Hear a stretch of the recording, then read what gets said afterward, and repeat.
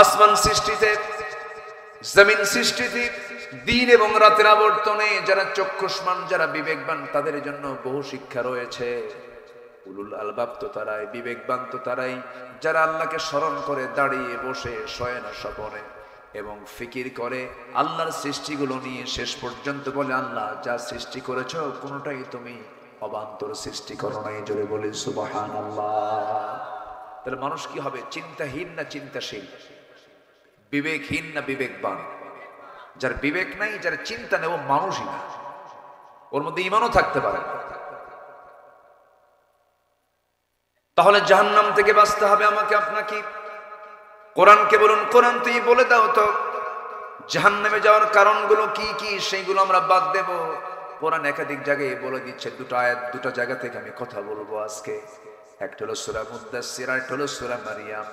দুই জায়গায় জাহান্নামে যাওয়ার কারণগুলো আল্লাহ রাব্বুল আলামিন তুলে ধরেছেন।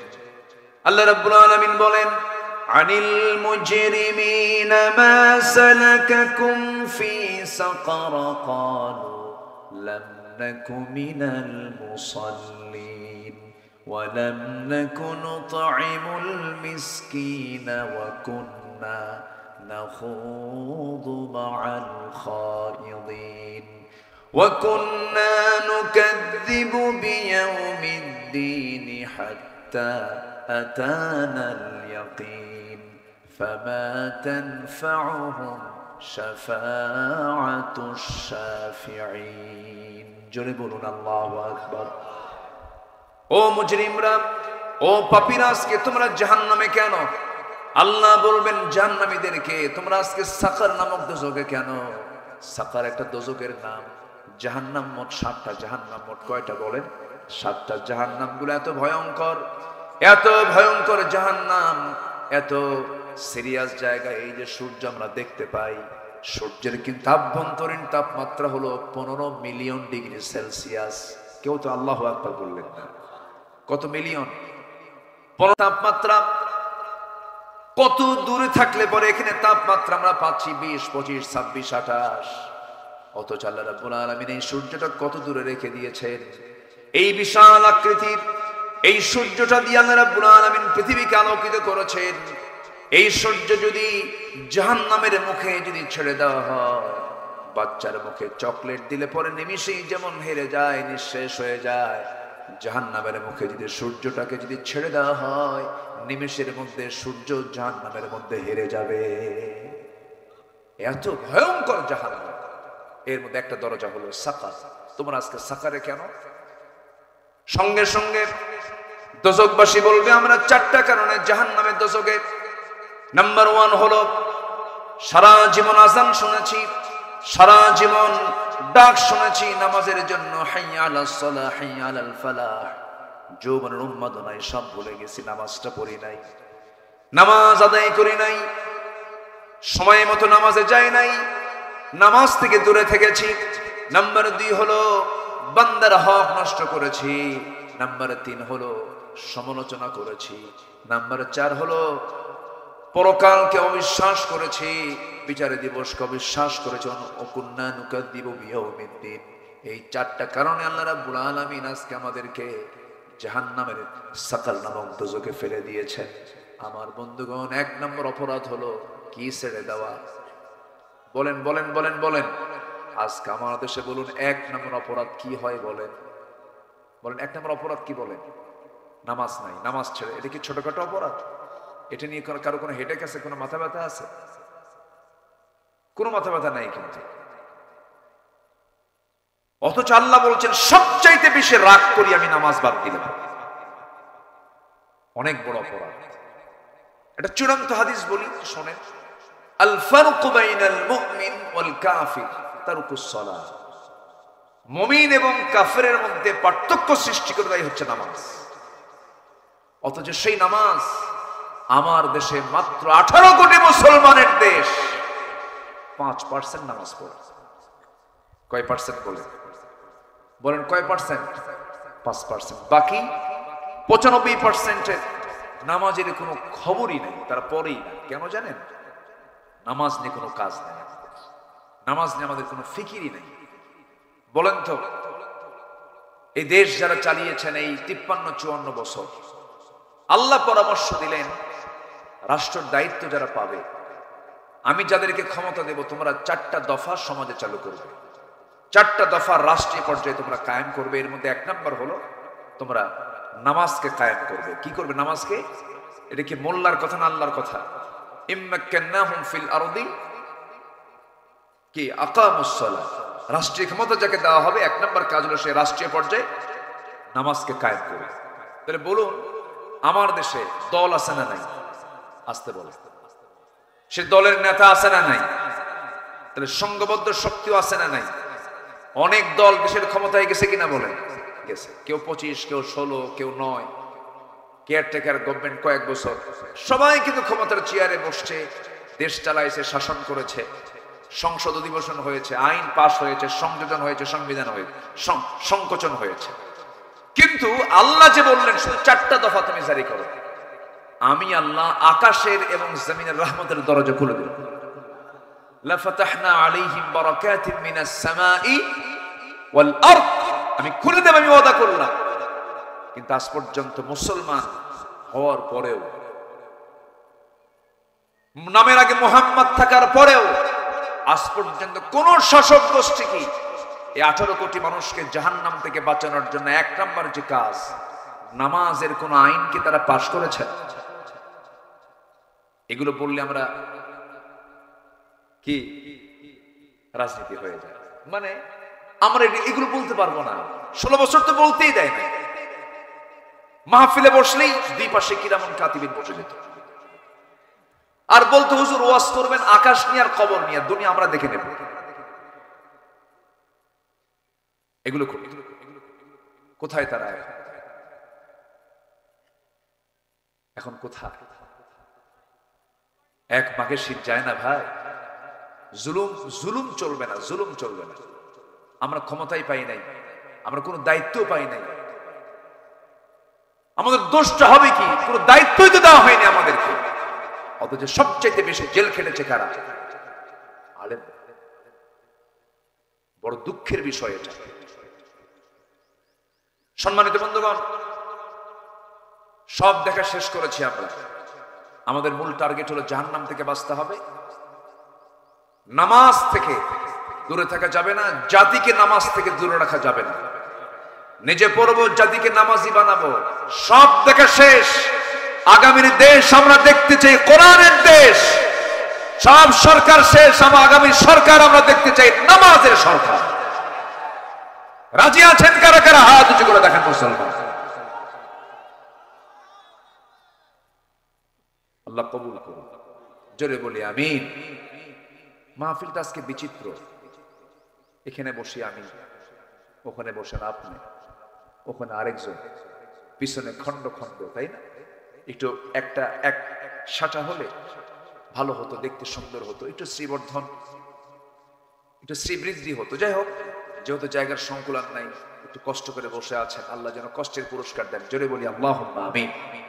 তাহলে জাহান্নাম থেকে বাঁচার দরকার আছে না নাই বলেন তো? সবচেয়ে আমাদের মাথায় 1 নম্বর চিন্তা থাকতে হবে, কি থেকে বাঁচবো আমরা? কি থেকে বাঁচবো? জাহান্নাম থেকে। তাহলে আমরা কি বিবেকহীন হব না বিবেকবান হব? বলেন বলেন, চিন্তাহীন না চিন্তাশীল? চিন্তাশীল হব আমরা। একটা মানুষ কখনো খাদ্যে ভেজাল দিতে পারে? একটা মানুষ যে বিবেকবান সে কি খাদ্যে ভেজাল দিতে পারে? বান্দার হক নষ্ট করতে পারে? বিধবা ভাতার একটা সিস্টেম চালু আছে আমার দেশে, ভালো, এটা অত্যন্ত ভালো উদ্যোগ। এটা বয়স্ক ভাতা, বিধবা ভাতা, ভালো এটা। কিন্তু বিধবা ভাতার তালিকায় হলো 1 নম্বর চেয়ারম্যানের গুলো। এগুলো গেছে কি? আপনার মন খারাপ করে আমি আপনারা কই নাই কি, এমনি জাস্ট একটা এজ এ এক্সাম্পল। কোথায় যাবেন আপনি?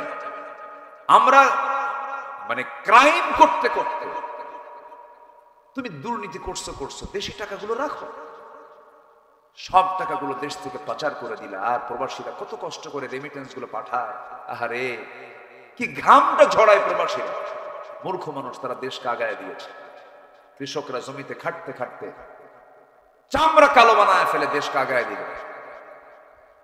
শ্রমিকরা ঘামতে ঘামতে তাদের ঘাম দিয়া দেশ কত তারা আগায় দিল, শ্রমিক আগালো, কৃষক আগায় দিল, প্রবাসী আগায় দিল, সব কিন্তু অশিক্ষিত। আর দেশকে পিছায় দিল কারা?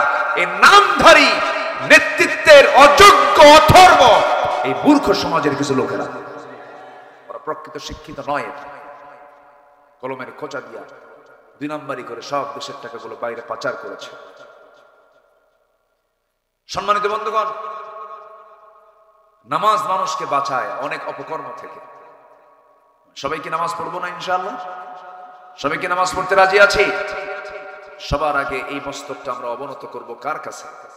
আমরা সারেন্ডার করব কার কাছে? আল্লাহর কাছে। বনের সম্পত্তি বুঝে দেয় না, নিজের ভাই হয়ে নিজের বোনের সম্পত্তি মেরে ফেলে, আপনার কি ছাড়বে? বোন কি দেয় না, আপনার দেবে? আমি আশ্চর্য হয়ে যাই। বোন, এদেশের কয়জন ভাই আছে বোনকে দেয় সম্পদ বলে? আছে? এলাকে দেয়? ভালো করে কন্ত, ভালো করে কন্ত।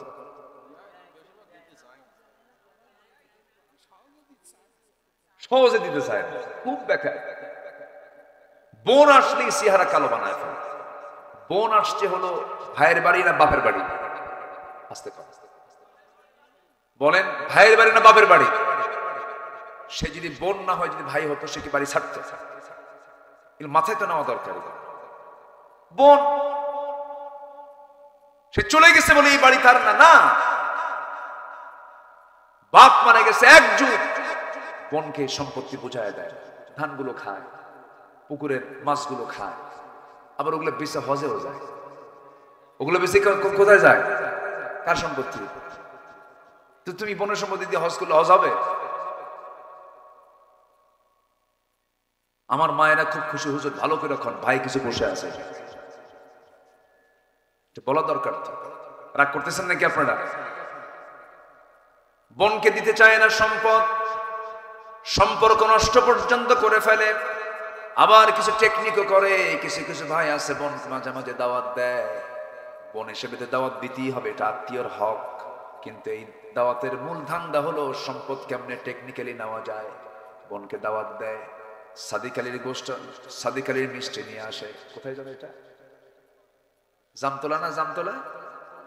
হ্যাঁ, জামতলার সাদিক আলী গোল্লা, কুমিল্লার রসমালাই, টাঙ্গাইলের চমচম, নাটোরের কাঁচা গোল্লা, বগুড়ার দই, যশোরের খই, সবগুলো এক জায়গায় জমা করে বোনকে দাওয়াত দিয়া, সুন্দর করে খাওয়া দিয়া, সুন্দর করে পাম্পট্টি দিয়া, শেষে বলে, বোন একটা কথা বলবো কি, এই যে তোমার জন্য 1 ভরি 2 ভরি স্বর্ণের চেন নিয়ে আসছে, চিনটা তোমার গলায় দাও। আর একটা কথা বলি বোন, রাগ করো না, অংশ নিলে কিন্তু ধ্বংস হয়। দেখছেন কত বড় শয়তান! এতক্ষণ যা কিছু করছে ওর মূল লক্ষ্য হলো কি? সম্পত্তি মেরে খাওয়া, সম্পত্তি মেরে খাওয়া। এগুলো করা যাবে না, এগুলো বিবেকবানের কাজ নয়। ইমানদার চিট হবে না, ইমানদার প্রতারণা করবে না, ইমানদার আমানতের খেয়ানত করবে না, ইমানদার মিথ্যা সাক্ষী দেবে না, ইমানদার হিংসা করবে না, ইমানদার অহংকার করবে না, ইমানদার অন্যের দোষ খুঁজে বেড়াবে না, নিজের দোষটাকে খুঁজে বেড়ার চেষ্টা করবে। আমার বন্ধুগণ, আল্লাহ রাব্বুল আলামিন ইমানদারের গুণগুলো কি কি তাও সুন্দর করে সূরা মুমিনুনে বলে দিয়েছেন, একটু পরে আসতেছি। আমার ভাইয়েরা, ইমানদার কখনো আমানতের খেয়ানত করতে পারবে না, ইমানদার খাদ্যে কখনো ভেজাল দিতে পারবে না। আমি একটা জিনিসের প্রতি আমার খুব লোভ কাজ করে, একটা খাবার আমি খুব পছন্দ করি, সেটা হলো খাবার, যদিও না বললে ভুল হবে, এটা পানীয় জিনিস। আল্লাহ রাব্বুল আলামিন এটাকে এত বরকতময় করেছেন, এই জিনিসটা সুন্দরবনেই বেশি হয়, খুলনা অঞ্চলেই বেশি হয়। তার নাম কি? এই মাইক এরকম সোঁসো করে কেন মাঝে মাঝে? এই ছেলে পেলে এখানে নড়াচড়া করতেছে কেন? নড়াচড়া করতেছে কেন? ছেলে পেলেগুলো এক জায়গায় রাখেন। জি, মধু কোথায় পাওয়া যায় বেশি বলেন তো? এটা হচ্ছে এই 55,000 বর্গ মাইলের মানুষের জন্য একটা স্পেশাল ফ্যাক্টরি মহান রব্বুল আলামিনের। জোরে বলে সুবহানাল্লাহ। এই দায়িত্ব কোন প্রাণীকে দিয়েছেন? কোন প্রাণীকে দিয়েছেন? মৌমাছিকে।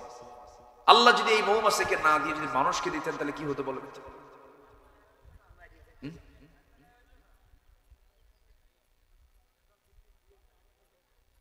ওই একজন সব ভারতে চলে যেত। এখানে চিকিৎসক বসে আছেন, অনেকে বলেন ক্যান্সারের কোনো অ্যান্সার নাই। কতটা শিরকের কথা! কে বলেছে অ্যান্সার নাই? যার কাছে অ্যান্সার আছে তিনি আমার কে। ক্যান্সারের রোগেও কিন্তু ভালো হয়ে যায়, ভালো হয় না? ভালো হয়। এমন কোন রোগ নাই যে রোগের চিকিৎসা অবশ্যই ভালো হবে। ভালো হবে না কেন? আমাকে আপনাকে ভালো হতে হবে। আপনি ক্যান্সারের রোগী এখনো আছেন, ভালো হয়ে গেছে। এই যে আলহামদুলিল্লাহ করেন, এই যে প্র্যাকটিক্যাল পেয়ে গেলেন, আলহামদুলিল্লাহ বলেন। কয়েছে ক্যান্সারের অ্যান্সার। আমি 2009 সালে হজে গিয়েছি। আমি এক ইউরোপিয়ানকে দেখলাম, সে জমজমের ওই যে ওখানে জমজম পাওয়া যায়, জমজম পানিটা ট্যাপ খুলে কল খুলে নিতে হয়, বোতলে ভরায় ভরায় নিয়ে যায়, তাই না? হ্যাঁ, হজে গেছে, ধরায় নিয়ে যায়। তো আমি দেখি একজন, সে খাচ্ছে না, বোতলও ভরাচ্ছে না, সে মাথায় ঢালে, গায়ে ঢালে। ভাবলাম যে এই জমজমের পানিগুলো নষ্ট করতেছে কেন? এটা তো বিশাল নিয়ামত। এটা আমার কাছে মনে হলো এরকম। আমি কাছে গিয়ে বললাম, ফি মুশকিলা, কোনো প্রবলেম আপনার? তুই না আরবিও বোঝেন, আবার ইংরেজিও বোঝেন, আবার অন্য একটা ভাষা। তো আমি এখন ইশারা ইঙ্গিতে, বোবার মতো বলে না কথা, বোবার সাথে কথা বলা যায় না? বলা যায় তো। আল্লাহ পাক তো সবই দিয়েছেন মানুষকে। আমি তাকে বললাম, আপনি এগুলো করতেছেন কেন? তো বলতেছে, 20 দিন আগে আমি মক্কা আসছি, আমার ক্যান্সার হয়েছে, স্কিন প্রবলেম, স্কিন ক্যান্সার। তো ডাক্তার আমাকে মানা করে দিয়েছেন। আমি ভাবলাম যে একটু আল্লাহর ঘরে যাই। আসছে জমজম, বলে জমজম খাই, গায়ে লাগাই, পেট ভরে ভরে খাচ্ছি। গত 2 দিন আগে চেক আপ করে দেখি ক্যান্সারটা আমার ভিতরে নাই। কি হয়? ওষুধ হয়? ওষুধ হয় কিনা বলেন? জমজম পানিটা হলো এমন পানি, সব পানি বসে বসে পান করতে হয়। এই পানিটা রাসূল দাঁড়ায় দাঁড়ায় পান করেছেন আর দোয়া করেছেন, আল্লাহুম্মা ইন্নী আসআলুকা ইলমান নাফিআ ওয়া রিজকান ওয়াসিআ ওয়া শিফাআন মিন কুল্লি দাইন। এই পানি পান করলে শুধু তৃষ্ণাই নিবারণ হয় না, সব পানিতে শুধু তৃষ্ণা নিবারণ হয়, কিন্তু জমজমের পানি পান করলে তৃষ্ণাও নিবারণ হয়, ক্ষুধাও নিবারণ হয়। জোরে বলে সুবহানাল্লাহ। এক্সট্রা একটা গুণ আল্লাহ পাক এই পানির মধ্যে দিয়েছেন। আজওয়া খেজুর আছে, আজওয়া খেজুর সহিহ হাদিস। যদি কোনো বান্দা সকালবেলা খালি পেটে 7টা করে আজওয়া খেজুর খেতে পারে, রাসূল নিজেই চিকিৎসা দিয়েছেন। রাসূল বলছেন তার কাছে কোনো অনিষ্ট স্থান পাবে না, সে সুস্থ হয়ে যাবে। এবার মধু নিয়ে কথা বলতেছেন কে? আসতে বলবেন না, কে কথা বলছেন? এবার আল্লাহ কি দিলেন দেখেন, সুন্দরবনে। কোথায় দিলেন? সুন্দরবনে দিলেন। সুন্দরবন আমার আপনার জন্য নিয়ামত, বলি আলহামদুলিল্লাহ। সুন্দরবন পাহারা দেয় কে? বলেন, কে পাহারা দেয়? মানুষকে দায়িত্ব দিলে থাকতো, এই গাছগুলো থাকতো। বন খেকো ওসমান হয়ে যেত, সব বন খেকো ওসমান হয়ে যেত। ইতিহাস যাদের জানা আছে, নাম বলা মাত্রই তো বোঝার কথা। আমার বন্ধুগণ, ওই মৌমাছিকে আল্লাহ রাব্বুল আলামিন ওই সুন্দরবনে পাঠায়া দিলেন, বনে বনে পাঠায়া দিলেন। বনে পাঠায়া দিয়া তাদের কহি দিলেন আল্লাহ রাব্বুল আলামিন যে তথ্যগুলো 1000 বছর আগে দিয়েছেন। অস্ট্রিয়ার একজন বিজ্ঞানী কার্ল ভন ফ্রিস তার নাম, তিনি 1973 সালে মৌচাক এবং মৌমাছি নিয়ে গবেষণা করেছেন। একটা বইও তিনি লিখেছেন, দ্য ড্যান্সিং বিস। তিনি ওই বইয়ের মধ্যে 3টা তথ্য তিনি গবেষণা দিয়েছেন। এই 3টা তথ্য তিনি দিয়েছেন 73 সালে, আর এই 3টা তথ্য দিয়েছেন মহান রব্বুল আলামিন 13,000 বছর আগে। মিলে গেছে, বিজ্ঞান যা বলেছে কোরআনের সঙ্গে তা মিলে গেছে। আমার বন্ধুগণ, কার্ল ভন ফ্রিস বললেন, 1 নাম্বার, কোন পুরুষ মৌমাছি মৌচাকে থাকে না, মৌচাকে মধু আনে না। ফিমেল ওয়ার্কার বি, যেগুলো মহিলা মৌমাছি, তারা এগুলো কাজগুলো করে। মৌমাছি মধু সংগ্রহ করে মৌচাকে ভরায়। আল্লাহ রাব্বুল আলামিন 1000 বছর আগে বললেন, ওয়া আওহা রাব্বুকা ইলান নাহলি আনিত্তাখিযি মিনাল জিবালি বুয়ুতা। আনিত্তাখিযি মুয়ান্নাসের সিগা, স্ত্রীলিঙ্গের সিগা। এটা আলিম ওলামা যারা আছেন তারা বুঝতে পারছেন।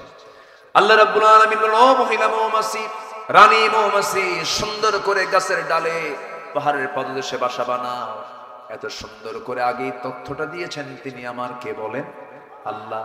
নাম্বার 2 হলো সেই কার্বন ফ্রিজ তিনি প্রমাণ করলেন কোন মৌমাছি, একটা কর্মী মৌমাছি যদি কোনো ফুলের বাগান বা উদ্যানের যদি কোনো খোঁজ পেয়ে যায়, সঙ্গে সঙ্গে সেখান থেকে সে গ্রুপ মেসেজ দেয়। কি মেসেজ দেয়? গ্রুপ মেসেজ দেয়, সবার কানে কানে সংবাদটা পৌঁছায় দেয়। এটার নাম ওই বিজ্ঞানী দিয়েছেন the wagon dance. Wagon dance যা পৃথিবী সারা ফেলে, অথচ এই পুরাতন তথ্য ১৫০০ বছর আগে মহান রব্বুল আলামিন কোরআনে বলে দিয়েছেন। জোরে বলে সুবহানাল্লাহ। কুলি মিন কুল্লি সামারাতি ফাসলুকি সুবুলা রাব্বিকি যুলুলা। জোরে বলুন আল্লাহু আকবার।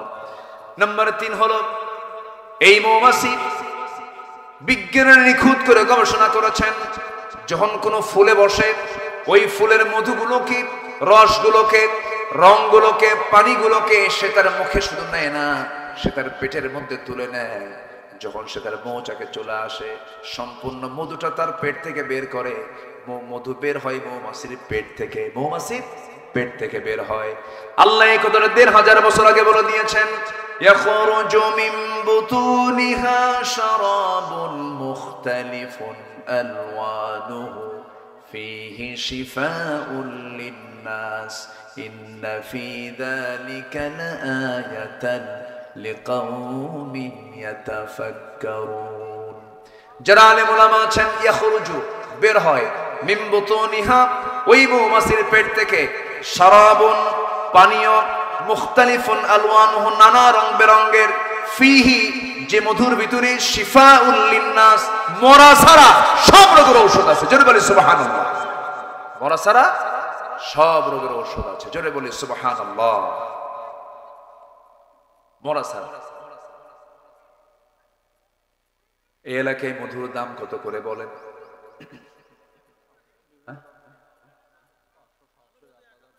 ভালো মধু ১০০০ না, মনে হয় না, মনে হয় ওর মধ্যে কিছু ঢুকায়, মনে হয় আছে, কিছু আছে না, এরকম আছে, ঢুকানোর মধ্যে কিছু লোক আছে কিনা বলেন। এখন আমি একটু বলি, এই মধুটা তৈরি করতে মৌমাছিকে কি পরিমাণ পরিশ্রম করতে হয়েছে।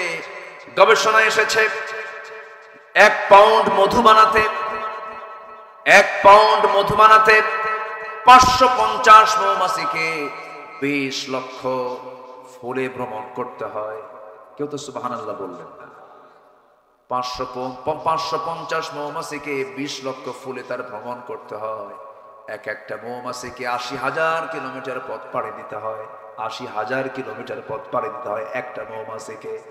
আরেকটা গবেষণায় আসছে প্রায় ১৪.৫ লক্ষ কিলোমিটার পথ পাড়ি দেওয়ার পর একটা মৌমাছি, ৫৫০ মৌমাছি মিলে ১ পাউন্ড মধু তারা মৌচাকে সংগ্রহ করতে পারে। ১৪.৫ লক্ষ কিলোমিটার পথ অতিক্রম করা মানে গোটা পৃথিবীকে ৩ বার প্রদক্ষিণ করা সম্ভব। এখন বলুন, এই মৌমাছির তৈরি করা মৌচাকের মধুতে যদি কেউ কিছু জীবাণু, কিছু যদি সেখানে ভেজাল ঢুকায় দেয়, মিষ্টির শিরা ঢুকায় দেয়, কোনো ভেজালি করে ফেলে, আমি তো মনে করি তার ফাঁসি একবার হওয়া দরকার না, বারবার হওয়া দরকার। কে, আমি কি ভুল বলতেছি? চিন্তা করেন। আল্লাহ রাব্বুল আলামিন মৌমাছির নামে একটা সূরা নাযিল করেছেন, সূরাতুন নাহল। সূরাতুন নাহল একটা সূরার নাম দিয়েছেন মৌমাছি। বিশাল ব্যাপার, অনেক তথ্য আছে, ঘন্টার পর ঘন্টা চলে যাবে, শেষ হবে না। এই বিষয়টা অনেক অনেক লম্বা, অনেক লম্বা, অনেক লং। চলমান গবেষণা এগুলো চলছে, এখন আপডেট চলছে, বিভিন্ন লাইব্রেরিতে এগুলো নিয়ে গবেষণা চলছে। মৌচাকের দরজায় এক ঝাঁক র‍্যাব, সীতা, কোবরার মতো অ্যাডমিনিস্ট্রেশন কিছু মৌমাছি থাকে, ওরা প্রশাসন চালায়। যদি কোনো কর্মী মৌমাছি মধু নিয়ে, ধুক্তি নিয়ে যদি তাদের পায়ে যদি কোনো ময়লা আবর্জনা থাকে, মধু নষ্ট হয়ে যাবে, মৌচাকে জীবাণু ঢুকে যাবে। এই জন্য করে কি, এই পুলিশ মৌমাছি গুলো সব এক জায়গায় হয়ে, যেগুলো পায়ের মধ্যে ময়লা ঢুকতে চায়, এক কামড় মেরে তাকে দুনিয়া থেকে বিদায় করে। কেউ কি সুবহানাল্লাহ বলবেন না?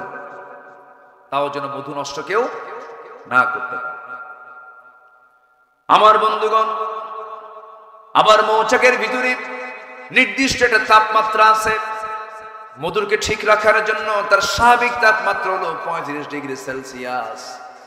যদি এটা 40 ডিগ্রি সেলসিয়াস হয়ে যায়, মধুর কার্যকারিতা নষ্ট হবে এটা ভেবে আল্লাহ রাব্বুল আলামিন মৌমাছিকে অর্ডার দিয়েছেন, তারা কি করে সব মৌমাছি এক জায়গায় হয়ে যায়। দুইটা পাখা তারা ঝাপটাতে থাকে, নড়াতে থাকে, নড়ায় নড়ায় করে কি ভিতরের বাতাসগুলো, গরম বাতাসগুলো বাইরে বের করে দেয়। যখন 35 ডিগ্রি সেলসিয়াস হয়ে যায় তখন তারা থেমে যায়। আবার যদি তাপমাত্রা নিম্নগামী হয়, নিচের দিকে চলে যায়, 30-এ চলে আসে, তখন পাখাটা উল্টা করে বাতাস দিয়ে দিয়ে ভিতরটা গরম করে ফেলে। জোরে বলে সুবহানাল্লাহ। আল্লাহ বলছেন, বান্দা আমি তোরে কত চেষ্টা করি তোকে ভালো রাখার জন্য, তোর খাবার দেই, তোর সমস্ত কিছু দায়িত্ব আমি নেই, মাথা থেকে পা পর্যন্ত সব দেখার দায়িত্ব আমার। আল্লাহু আকবার বলে। এনারা তো মানুষের গোটা দেহের মধ্যে যান, মাথা থেকে পা পর্যন্ত যা দেওয়া হয়েছে সম্পূর্ণ কার অবদান? আল্লাহর। সে আল্লাহ বলছেন, বান্দা তুই নামাজ পড়িস না? জি জি, না ঠিক আছে, আমি কি শেষ করে দেব? আলোচনা চালাবো? জোরে বলি ইনশাআল্লাহ।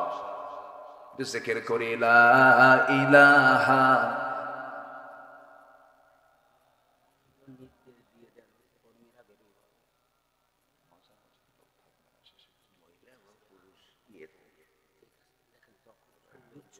জি জি জি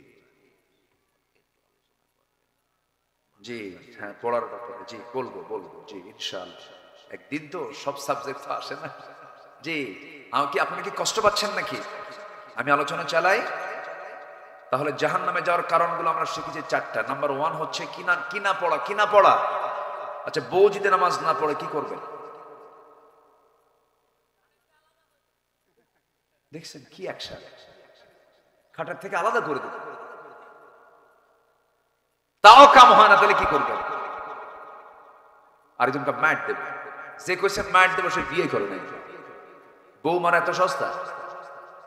যে স্বামী সংসার করে সেই স্বামী অবশ্যই বউকে ভয় করে, ঠিক না? আচ্ছা কোন তো চেয়ারম্যান বলো না, চেয়ারম্যানের বউ বড়, হ্যাঁ দেখেন বউ বড়, ও তো হেড অফিস। তো এটা বউয়ের সাথে আপোষ না করে পৃথিবীতে কোন স্বামী সংসার করতে পারবে বলেন তো? বউকে মারবেন কেন আপনি? মেরে কি কাম হবে? মেরে কাম হবে না তো। সুন্দর করে বুঝাবেন। বউকে মারার কোন কথা হাদিসে আসে নাই। রাসূল কোন স্ত্রীকে মেরেছেন এমন কোন রেকর্ডও নাই। এটা ছোট লোকের কাজ, সবচেয়ে নোংরামি কাজ। সন্তানের সামনে আপনি স্ত্রীর সঙ্গে গন্ডগোল করবেন, কথা বলবেন, সে তো ওই মেয়ে, ওই বাচ্চাগুলোর মা। আপনি খারাপ আচরণ করবেন, আপনার সন্তান শিখবে, সন্তান বড় হয়ে আপনাকে থাপড়াবে। স্বামী স্ত্রীর মধ্যে জান্নাতের সম্পর্ক থাকতে হবে। সুন্দর করে বুঝাবো, ব্যক্তিত্ব সবার টিকে রাখতে হবে। স্বামীর ব্যক্তিত্ব স্ত্রীর কাছে, স্ত্রীর ব্যক্তিত্ব স্বামীর কাছে সুন্দর করে মিলেমিশে থাকতে হবে, বুঝাতে হবে। এক সময় বন্ধু, আরেক সময় সতর্ককারী। সুন্দর করে বুঝায় বলতে হবে, বউ আমার একসঙ্গে জান্নাতে যেতে চাই, তুমিও যাবে আমিও যাবে। এই দুনিয়াতে একই ছাদের নিচে যেমন ছিলাম, একই সঙ্গে আমরা জান্নাতে চলে গিয়ে জান্নাতে গিয়ে শপিং করবো। আমার বউ নামাজটা পড়ো, সন্তানকে সুন্দর করে ফজরে ডাক দেব। যে বাপ যে মা সন্তানকে ফজরে ডাক দেয় না, সেটা হচ্ছে ব্যর্থ বাপ, ব্যর্থ মা, ঠিক কিনা? গোটা পরিবারটাকে জান্নাত বানায় ফেলেন। নামাজ আছে যে পরিবারে, সেটাই হলো জান্নাত। নামাজ আছে, জান্নাতের পরিবেশ আপনি পাবেন। দেখবেন পরিবারে সুন্দর শান্তি রহমত বিরাজ করতেছে। কিন্তু আজকের সমাজের অধিকাংশ পরিবারের যে দশা হলো, ঘুম থেকে উঠে হলো সকাল 10টার দিকে, আর ঘুমাতে যায় ফজরের আগ দিয়া। আমি কি ভুল বলতেছি? আচ্ছা, পৃথিবীর কোন ডাক্তার কি বলে ফজরের আগ দিয়ে ঘুমা? Early to bed early to rise, এটা আমরা শুনেছি, কিন্তু এই কথাটা কিন্তু হাদিস। রাসূল বলেছেন তাড়াতাড়ি বিছানায় যাও, তাড়াতাড়ি উঠো। আল্লাহু আকবার বলে।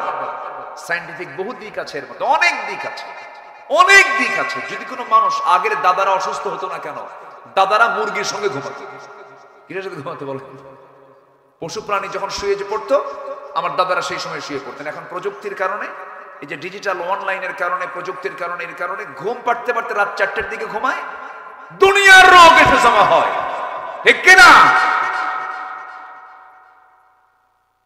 নামাজ আমরা পড়বো, সবাই রাজি আছেন তো ইনশাআল্লাহ? আল্লাহ কবুল করো, জোরে বলি আল্লাহুম্মা আমিন। আমার বন্ধুগণ, একটু কান লাগান, মনোযোগ দিয়ে কথাগুলো শুনুন। নামাজ না পড়লে পরে বড় বিপদ হয়ে যাবে। সূরা মারিয়ামের ভিতরে আল্লাহ রাব্বুল আলামিন বলেন, فخلف من بعدهم خلف أضاعوا الصلاة واتبعوا الشهوات فسوف يلقون غيا। এই দুনিয়াতে যারা নামাজকে নষ্ট করে যাবে, আল্লাহ রাব্বুল আলামিন বলেন আমি শুধু তাকে জাহান্নাম দেব না, জাহান্নামের কিছু গর্ত আছে, সেই গর্তের মধ্যে আমি তাকে ঢুকায়া ছাড়বো। জাহান্নামের সেই কেভের মধ্যে ঢুকায়া ছাড়বো। আমি তাকে জাহান্নাম দেব না, শুধু জাহান্নামের সেলের মধ্যে ঢুকাবো। জেলের যেমন সেল আছে সেই সেলের মধ্যে ঢুকায়া ছাড়বো। আল্লাহ সবচেয়ে বেশি রাগ করেন যখন কোনো বান্দা নামাজ ছেড়ে দেয়। আর নামাজ পড়া মানে আল্লাহর রহমত প্রাপ্ত হয়ে যাওয়া। বান্দা যখন নামাজে দাঁড়ায়, আল্লাহ বান্দার সামনে দাঁড়ায়া যান। জোরে বলি সুবহানাল্লাহ। আল্লাহ বান্দার সামনে দাঁড়ায়া যান।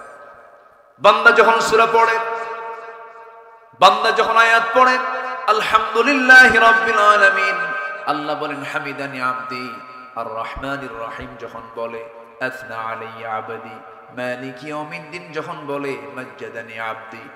ইয়্যাকা না'বুদু ওয়া ইয়্যাকা নাস্তাঈন পর্যন্ত যখন বান্দা বলে, আল্লাহ বলেন হাদা বাইনি ওয়া বাইনা আবদি ইহদিনাস সিরাতাল মুস্তাকিম থেকে শুরু করে নিয়া ওয়ালাদ-দাল্লিন পর্যন্ত যখন বান্দা বলে ফেলে, আল্লাহ বলেন বান্দার এতক্ষণ ধরে যা যা চাইলে সমস্ত চাও কবুল করে নিলাম। রুকুতে গেলে পর আল্লাহ অস্থির হয়ে যান।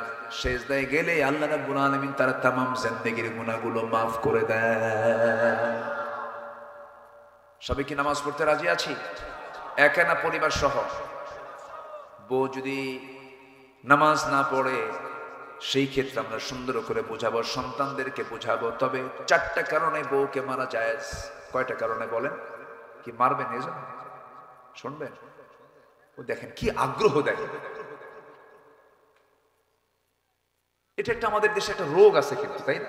কিছু হলি থাপ্পড় মারে। এটা কেমন যেটা আপনি বোঝেন না যে এই মহিলাটা আমি বিয়ে করলাম, ওর বাপ মা ভাই বোন বাড়ির সব ছেড়ে চলে আসছে আমার কাছে, আমার গায়ে আল্লাহ তাআলা একটা শক্তি বেশি দিয়েছে বলে আমি থাপড়াবো। এটা কেমন কথা? এটা কোনো মানবতার কাজ না। এটা আপনি কেন মারবেন তাকে? এটা অজ্ঞতা, মূর্খতা। এটা প্রায় এটা হরদম কিছু হইলেই হাঁকায় দিছে থাপ্পড়, গাল যেতে না। এটা কখনো করা যাবে না। 4টা কারণে স্বামী তার স্ত্রীকে শাসন করতে পারবেন। শর্ত কিছু আছে। নাম্বার 1, নামাজ যদি না পড়েন, রোজা যদি না রাখেন, স্বামীর আনুগত্য যদি না করেন, বৈধ আনুগত্য যদি না করেন, স্বামী যদি ফেরাউন মার্কা হয়, স্বামীর আনুগত্য করা যাবে? নাম্বার 4 হলো পর্দায় যদি না থাকেন, তবে হ্যাঁ এই যে আপনি শাসনটা করবেন, শাসন করতে গেলে 1.5 হাত লাঠি হাতে নেওয়া যাবে না। পকেট থেকে একটা মেসোয়াক বের করতে পারেন, 9 ইঞ্চি মেসোয়াক, তা দিয়ে মাথায় মারা যাবে না, চুল টানা যাবে না, নাকে মারা যাবে না, মুখে মারা যাবে না, কপালে মারা যাবে না, বুকে মারা যাবে না। মারবেন খুব, মারার জায়গায় শেষ। চান্সে ছিলেন, উপায় নাই। 9 ইঞ্চি মেসোয়াক দিয়ে যদি কারোর সামনে আপনি একটু মারতে নেন, সবাই বলবে মারে না আদর করে। বলেন, আমার মায়েরা খুব খুশি, হুজুর আমাদের কলিজায় পানি ছিল না, কেবল কলিজায় পানি আসে। পরিবারটিকে জান্নাত বানায় ফেলেন। দিন নিয়ে আসেন, কোরআন নিয়ে আসেন, দর্স নিয়ে আসেন, হাদিস নিয়ে আসেন, ইসলাম শিখান, দিন বুঝান, নৈতিকতা শিক্ষা দেন। বুড়ো বয়সে এই সন্তানগুলো আপনার খাদেম হয়ে যাবে।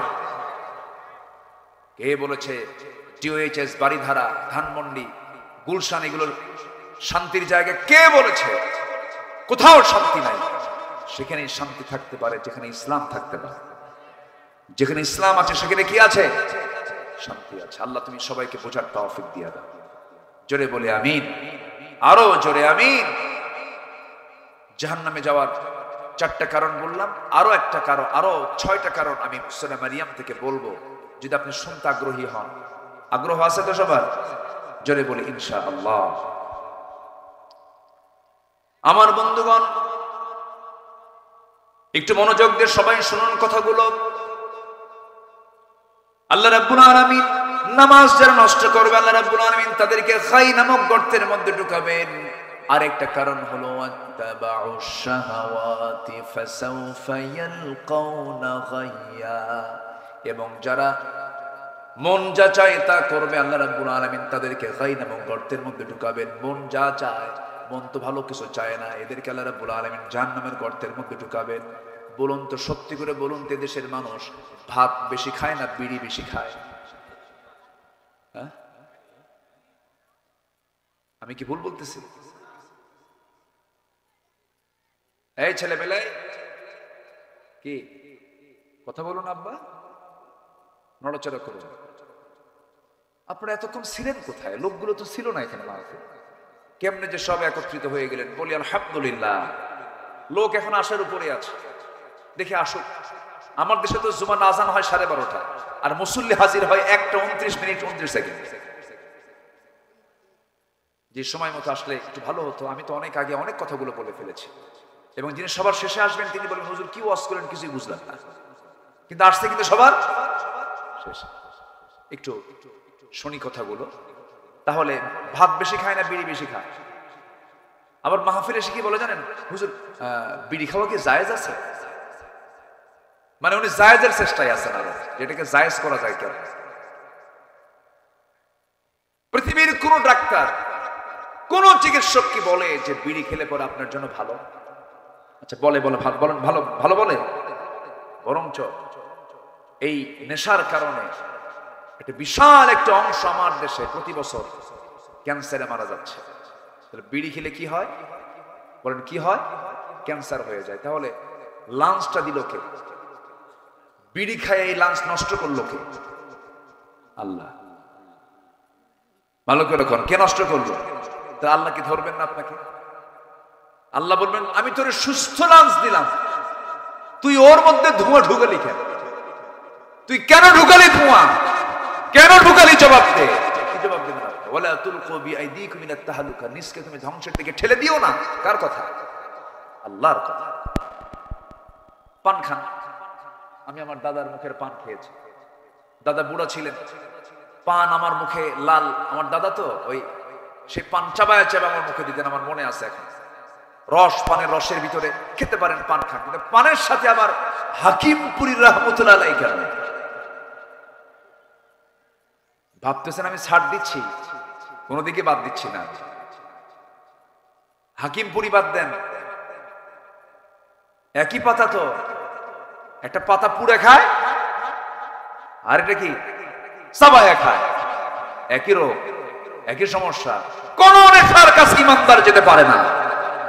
কিয়ামতের দিন যদি আল্লাহ বলেন, তুই যে বিড়ি খায়া, তুই যে লাঞ্চ নষ্ট করে তুই আগে মরলি, আল্লাহ যদি বলেন তুই ক্ষুদ্র আত্মহত্যাকারী, আল্লাহ ধরতে হতে পারে? ধরতে পারেন না? ধরতে পারেন না? ধরতে পারেন। আপনি জানেন যে এটা চরম ক্ষতিকর শরীরের জন্য, আপনি খাবেন কেন? আমাদের প্রায় প্রশ্ন করো যে বিড়ি খাওয়া কি জায়েজ আছে? বিড়ি খাওয়া জায়েজ না না জায়েজ এটার চাইতে আমাদের বেশি জবাব দিতে পারবেন ডাক্তাররা, ঠিক আছে না? ডাক্তাররা বলবেন যে এটা ক্ষতির কারণ। যেটাই ক্ষতি সেটাই হারাম, যেটা ক্ষতি সেটা কি? মনে হয় অনেক কষ্ট দিয়ে ফেললাম আপনাদের। হুজুর এটা শেষ জীবনে বিড়ি খাচ্ছিলাম, তাও হুজুর আপনার এত হিংসা হলো, এই বিড়ির বিরুদ্ধে লাগলেন আপনি? না বাবাজি, খাবো না। 80 বছর বয়স, বিভিন্ন মাহফিলে যাইতে, বিভিন্ন মেলা হয়, লোকের গ্যাদারিং হয়, চা খেতে বসে, দেখি অনেক বুড়া মানুষ 70-80 বছর হয়ে গেছে, কি টানটা মারে। ওই টান দেখে মনে হয় সে জান্নাতে গিয়েও বিড়ি যাবে, এমন ভাবসা। আল্লাহ জান্নাতে এরকম পচা জিনিস রাখবেন না। জান্নাতে রাখবেন আল্লাহ পাক 4টা নহর। কয়টা নহর বলেন তো? 4টা নদী রাখবেন, 4টা ঝর্ণা রাখবেন।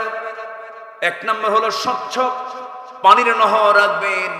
নাম্বার 2 হলো মধুর নহর রাখবেন। যে মধুর ব্যাপারে আজকে কথা বললাম, এটা জান্নাতের খাবার, জোরে বলে সুবহানাল্লাহ। নাম্বার 3 হলো দুধের নহর রাখবেন। আর নাম্বার 4 হলো শরাবের এক স্পেশাল শরাব সেখানে থাকবে, যে শরাবটা জান্নাতের শরাব। দুনিয়ার শরাব, দুনিয়ার মদ খেলে পরে লাংস পচে যায়, লিভার পচে যায়, চোখ লাল হয়ে যায়, মাতাল হয়ে যায়। কিন্তু জান্নাতের শরাব যখন বান্দা পান করবে, সে কখনো বুড়া হবে না, তার যৌবন শক্তি ডাবল থেকে ডাবল হয়ে যাবে।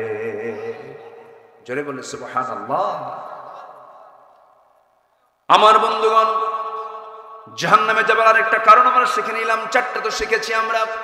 নামাজ না পড়া, নাম্বার 2 হলো বান্দার হক নষ্ট করা, এতিমের হক মেরে খাওয়া, নাম্বার 3 হলো সমালোচনা করা, নাম্বার 4 হলো বিচার দিবস অস্বীকার করা, আখিরাত নাই, পরকাল নাই, এরকম চিন্তা চেতনা মাথায় নেওয়া। এইদিকে নাম্বার 5 অন্য আয়াতে দেখতে পেলাম যারা কি করবে, মন খেয়াল খুশি মতো যারা চলবে তারা জাহান্নামের মধ্যে ঢুকবে। আমার বন্ধুগণ, আরেকটা অপরাধের কারণে আল্লাহ রাব্বুল আলামিন বান্দাকে গাই নামক গর্তের মধ্যে ঢুকাবেন। গাই নামক গর্তটা খুব ভয়ঙ্কর গর্ত। যারা দুনিয়ার জিন্দেগিতে জেনা করবে, জেনা করতে করতে বুড়ো হয়ে গেছে, জেনা বাদ দেয় না। আরেকটা হলো যারা সুদ খেতে খেতে পাকা হয়ে গেছে, সুদ খাওয়াকে জায়েজ মনে করে। এমন বহু হাজি আছে, হজ করে বারবার বছরে বছরে যায়, সুদের কারবার ছাড়া না আসে না নাই বলেন? আছে। সুদের ধারে পাশে আমরা কেউ যাব? সুদ খাওয়া কি? আরো জোরে, আরো জোরে। কেশবপুরে মনে হয় সুদ নাই, হ্যাঁ? তাহলে বাদ দিয়ে দিই নাকি? সুদের ব্যাপারে ওয়াজ না করি? হ্যাঁ, আপনি না বললেও তো বলবো আমি, এটা আমার দায়িত্ব। জি না, কেউ যাবে না, আছে সমস্যা, আপনি তো পেরেশান হয়েন না তো, কেউ যাবে না ইনশাআল্লাহ। একসঙ্গে দোয়া করবো না আমরা ইনশাআল্লাহ? আমরা একসঙ্গে দোয়া করবো না? তো এই দোয়া থেকে যিনি মাহরুম হবেন তিনি তো মাহরুম হয়ে গেলেন, মিস করে ফেললেন। কেউ যাবে না, একটা লোকও যাবে না। আমরা নামাজের জন্য সময় দেব, ওযুর জন্য সময় দেব। আমি উঠেছি, আপনি আসতে দেরি করেছেন, এই জন্য আমি একটু ঠান্ডা মাথায় আস্তে আস্তে আসছি, যে লোকজন একটু চলে আসুক, আমিও ঠিক মতো সময় মতো মঞ্চে গিয়ে উঠবো ইনশাআল্লাহ। তো আমরা যদি একটু আজকে একটু বিলম্বে নামাজ পড়ি, অসুবিধা আছে? কোনো চিন্তা নাই, একটু বসেন।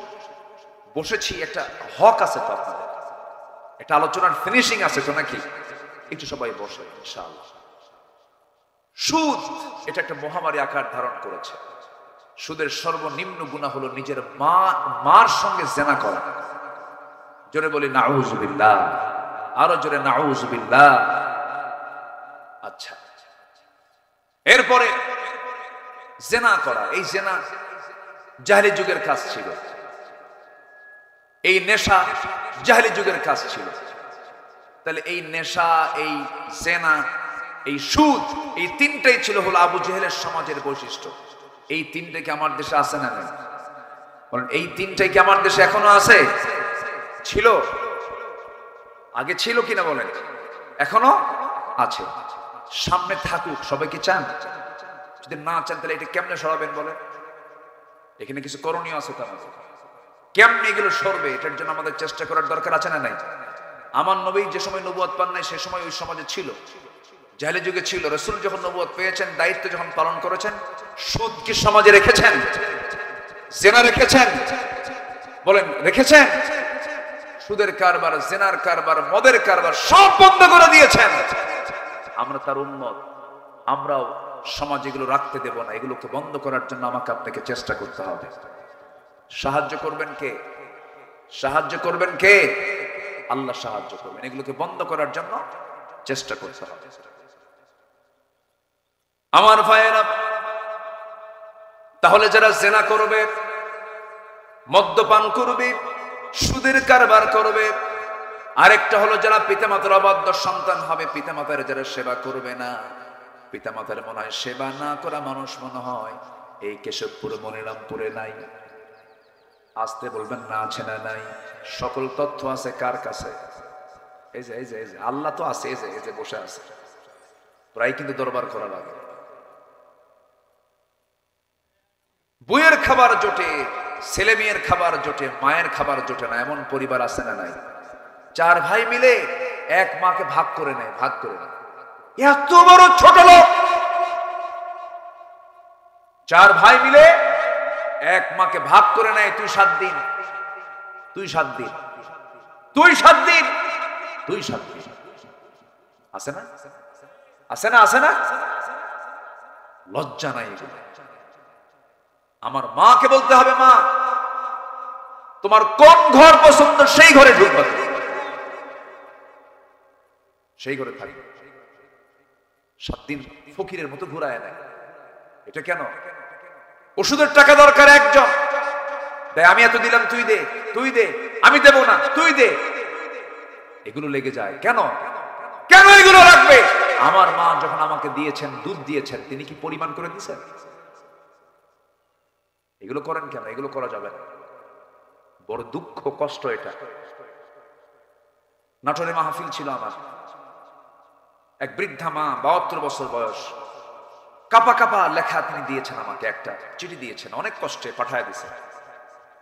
আমাকে সালাম জানিয়ে বললেন, হুজুর আমার বয়স 72, 72 বছর বয়স, আমার 3টা ছেলে একটা মেয়ে, মেয়েটাকে বিয়ে দিয়েছি, আমার ছেলে 3টাই বিয়ে করে নিয়েছে, 3টার ঘর আমার ঘরের চতুর্পাশে, আমার মাঝখানে ঘর, আমি নিজের রান্না নিজে করি, আমার ছেলেদের 3 ঘরের রান্নার গন্ধ আমার নাকে এসে ধাক্কা খায়। হুজুর আপনি আমার জন্য দোয়া করবেন, আমার সন্তানদের জন্য দোয়া করবেন, তাদের কলিজা যেন একটু নরম হয়।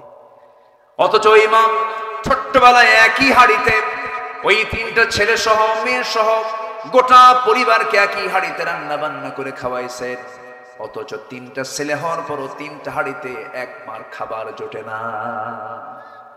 আমি কি ভুল বললাম রে ভাই? এই সমস্ত আচরণ যারা করবে, আল্লাহ রাব্বুল আলামিন বলছেন আমি তাদেরকে জাহান্নামের খাই নামক গর্তের মধ্যে ঢুকায় ছাড়বো। যারা মিথ্যা সাক্ষী দিবে তাদেরকে আমি জাহান্নামের খাই নামক গর্তের মধ্যে ঢুকায় ছাড়বো। আমার বন্ধুগণ, এই সমস্ত অপকর্ম থেকে আমরা বাঁচবো, ভালো লাইনে চলে যাব। আজকে থেকে সিদ্ধান্ত নেব, কাউকে ঠকাবো না, কাউকে হিংসা করব না, কারোর সাথে অহংকার করব না, গীবত শিকায়তের দিকে যাব না, মিথ্যা সাক্ষী দেব না, কোনো জিনার কাছে যাব না, অবৈধ ইনকাম কোনো পথের দিকে পা বাড়াবো না, সত্য কথা বলবো।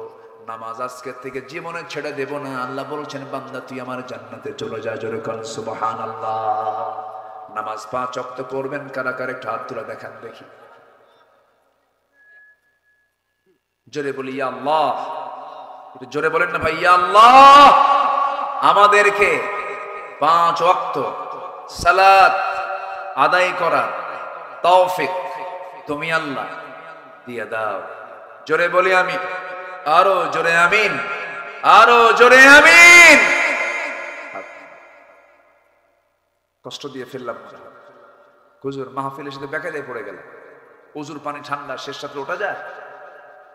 হয়তো এরকম চিন্তা করতেছেন নাকি আপনারা? আমরা নামাজ পড়বো, পরিবারকে নামাজের পরিবার বানাবো, জোরে বলি ইনশাআল্লাহ। মসজিদে একা যাবো না, বাচ্চা কাচ্চা নিয়ে যাব। যদি 4 বছর হয়, আসতে বলেন কেন, কি বলেন? 4 বছর হলে কি করব? 5 বছর, 6 বছর নিয়ে যাব। দুধ খাওয়া ছাড়া মাত্র, মার দুধ আর খায় না, নিয়ে যাবে। কিছু বুড়ো চাচা আছে ডিস্টার্ব করে, আছে না এরকম? আছে না? এই এত আওয়াজ কেন, এই এরকম সম্মান করেন, এরকম আছে না? এরকম আছে? বলবেন চাচা আপনি চুপ করে থাকেন, একটা আওয়াজ করবেন না, ছোটবেলাতে নামাজে পড়েন, কি কথা চুপচাপ থাকতে। আপনার গ্রামের যত শিশু বাচ্চা আছে সবগুলোকে আপনারা যদি 4টা থাকে, একটা কোলে নিবেন, একটা হেঁটে নিবেন, একটা ঘাড়ে নিবেন, সব নিয়ে ছেলে হোক মেয়ে হোক মসজিদে ঢুকে পড়বে। ওরা হাঁটবে, ওরা হাসবে, পাঞ্জাবি টানবে, সেজদায় বসবে, ঘাড়ে উঠবে, টানাটানি করবে, একটা উহ শব্দ করতে পারবেন না, ওটাই ওর নামাজ। ইসলামী সমাজের বৈশিষ্ট্য হলো মসজিদ থেকে হাসির আওয়াজ আসবে। কাদের হাসি? বাচ্চাদের হাসির আওয়াজ, তাদের কান্নার আওয়াজ আসবে। এটা হচ্ছে ইসলামী সমাজের বৈশিষ্ট্য। এটা বুঝতে ভুল, এটা বুঝতে ভুল। ওরা নামাজে যাবে, ওরা দেখবে 1:30টায় নামাজ হয়, ওরা দেখবে 4:30টায় নামাজ হয়, তাহলে সময়ের জ্ঞান পেল কোন জায়গা থেকে? নামাজ থেকে। ওরা দেখবে এক ইমামের পেছনে সব নেতৃত্ব মেনে নিচ্ছে, তাহলে নেতৃত্ব শিখবে কোন জায়গা থেকে? নামাজ থেকে। ওরা দেখবে ইমাম যা করে মুসল্লি তাই করে, ইমাম কথা বলে না, মুসল্লিও কথা বলে না, ইমাম বক্তব্য দেয় সবাই চুপ করে থাকে, শিখবে শৃঙ্খলা, শিখবে সময়ের জ্ঞান, শিখবে ভদ্রতা, শিখবে আদব আখলাক, সব নামাজ নামাজ নামাজ। আল্লাহু আকবার। রাজি আছেন সবাই? আল্লাহ কবুল করুন। আজান হয়ে গেছে মনে হয়, আজান হয়ে যাচ্ছে। জি, আমি সবার কাছে একটু উদাত্ত আহ্বান জানাবো, আমার কাছে এটা আরো আধা ঘন্টা আগে দিচ্ছে, মাঝে মাঝে ঘুতাচ্ছে আমার, তো আমি আটকে রাখছি আপনাদের সম্মানে যে আমি উঠলাম, আমি আলোচনা ফিনিশিং না দিলাম, এটা বলি কেন? কেউ উঠবেন না, কিন্তু আপনি দেন বা না দেন কেউ উঠবেন না। আরেকটা বিষয় আমি কথা বলতে চাই, সেটা হলো মাদ্রাসায় সন্তান দিলে কি ওর জীবন নষ্ট হয়ে যাবে এরকম মনে করেন আপনারা? এখন কিন্তু এটা উল্টে গেছে, সিস্টেম চেঞ্জ হয়ে গেছে। এখন অনেকে ভুল বুঝে গেছে। এমন কিছু শিক্ষা ব্যবস্থা আমার দেশে ব্যক্তিগত উদ্যোগে হলো শুরু হয়েছে। একটা ছেলে মাদ্রাসায় পড়বে, পরে সে ডাক্তার হতে পারবে, ইঞ্জিনিয়ার হতে পারবে, সবকিছু হতে পারবে। সে কি হবে? হাফেজ ডাক্তার হবে, আলেম ডাক্তার হবে, আলেম ইঞ্জিনিয়ার হবে, আলেম জজ হবে, আলেম অ্যাডমিনিস্ট্রেশন চালাবে। সে রডের বদলে বাঁশ দেবে না, সে ভালো ইঞ্জিনিয়ার হবে। নৈতিকতার শিক্ষা ছাড়া একটা মানুষ কখনো ভালো পরিপূর্ণ মানুষ হতে পারে না।